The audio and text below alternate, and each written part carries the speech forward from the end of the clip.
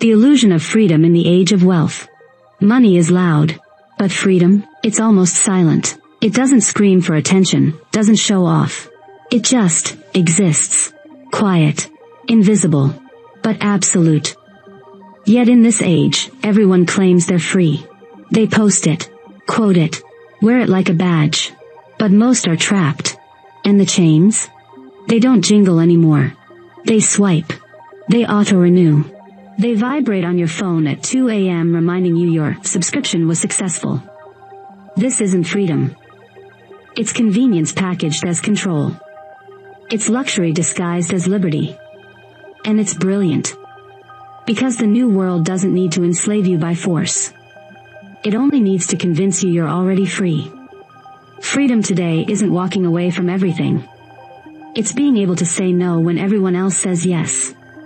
It's not the car you drive. It's the contract you didn't sign. It's not the penthouse. It's the place you chose, not because of price, but purpose. But here's the twist.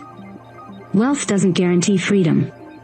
In fact, most wealth is built on dependency, not independence. Ask yourself, who benefits from you thinking you need more? More clothes. More likes. More debt. More upgrades. Who wins when you're always chasing? The wealthy? They figured this out decades ago. The smartest ones don't flash their freedom. They protect it. They don't buy liabilities to look rich. They buy time to stay free. Niccolò Machiavelli once said, "Men are driven by two principal impulses, either by love or by fear. But in today's economy, you're not driven by love or fear. You're driven by FOMO. Fear of missing out. On money. On trends. On attention. And fear is expensive. Freedom isn't something you post about. It's something you feel when the market crashes, and you sleep just fine. It's knowing you could walk away tomorrow. Not because you have nothing to lose, but because you're not afraid to lose it. You want to be free? Start by needing less. Because the fewer things you need, the harder it becomes to control you. We live in an era obsessed with owning things. Property. Watches. Logos stitched into fabric. But here's a truth most never question. You don't really own what you can't walk away from. That house you own? Miss 3 payments, watch it vanish. That phone in your hand? You're leasing convenience from a company that can disable it with a single update. Ownership today is rented power.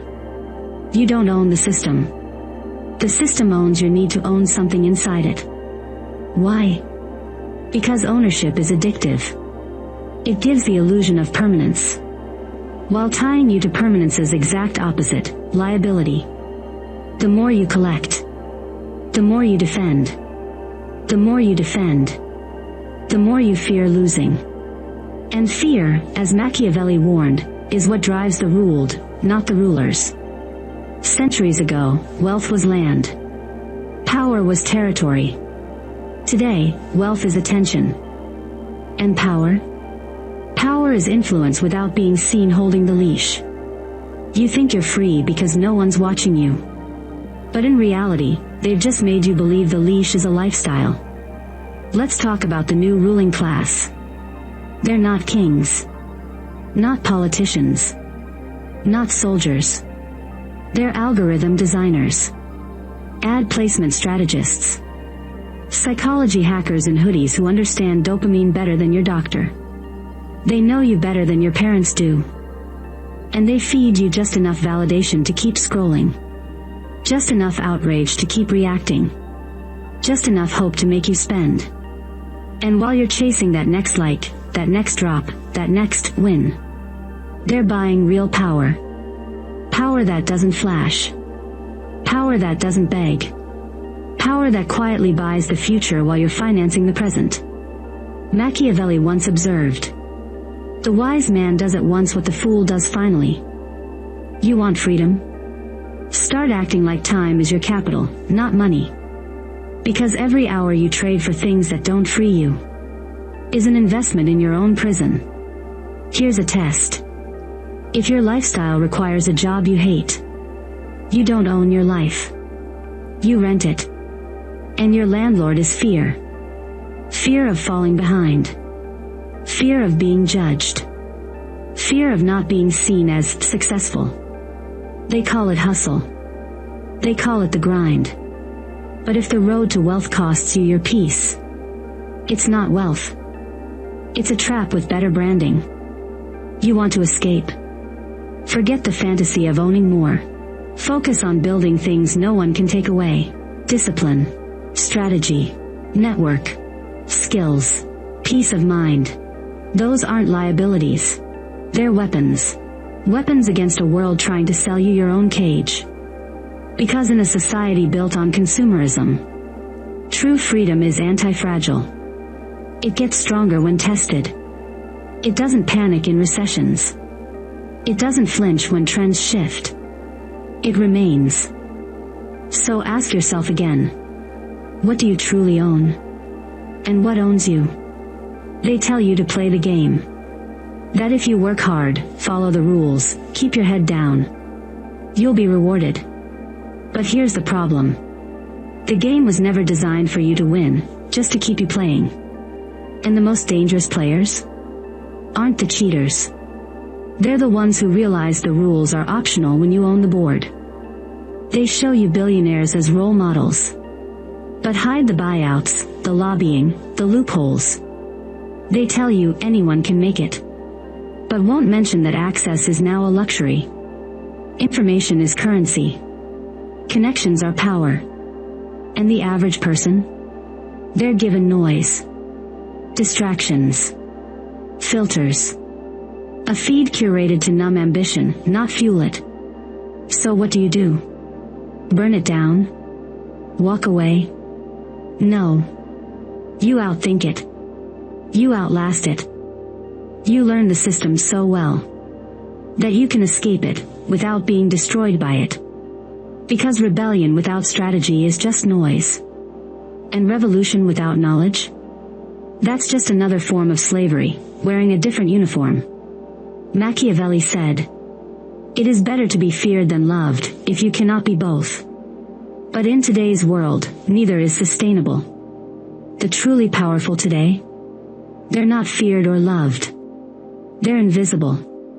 They don't brag. They don't show off. They build. Quietly. Deliberately. Relentlessly. You want to win? Stop playing status games. Forget about looking rich. Start becoming unshakable. Own your time. Master your emotions. Invest in leverage, not luxury. Leverage is the ability to do more with less: code, media, capital, people. Build value others can't replicate. Operate without needing applause. Because the person who doesn't need approval can't be manipulated by rejection. That's freedom. That's power. And here's the final truth.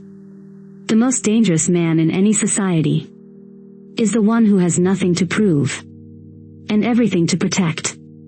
Not because he's wealthy, but because he's free. Mentally, financially, spiritually. He doesn't seek validation. He doesn't obey the algorithm. He doesn't beg for opportunity. He creates it. You've been told your whole life to chase success. But maybe what you needed all along was to understand sovereignty. Success fades. It's a snapshot. But sovereignty? That's a state of being. It means you don't need the world. Because you've built your own. No one can sell you peace. You earn it. No one will give you freedom. You claim it. No one's coming to save you. But once you realize you're not supposed to be saved, only awakened, you stop waiting. And you start building. Because at the end of the day, the system doesn't fear your wealth. It fears your independence. You weren't born to compete. You were born to create. To build something no one else can replicate. Not a product. A presence. But the world convinced you otherwise. They sold you the idea that you need permission to start. A degree. A certification. A title. Truth is, kings don't ask to be crowned. They build the throne first. The system rewards obedience, not genius. And yet, history doesn't remember the obedient. It remembers the ones who saw beyond the frame. Who asked dangerous questions. Who didn't just play the game better. They built a new one. Here's what no one tells you. You don't need to burn down the empire. You just need to stop worshipping its gods. You don't need millions to be sovereign. You just need leverage over your own mind. You don't need followers to lead.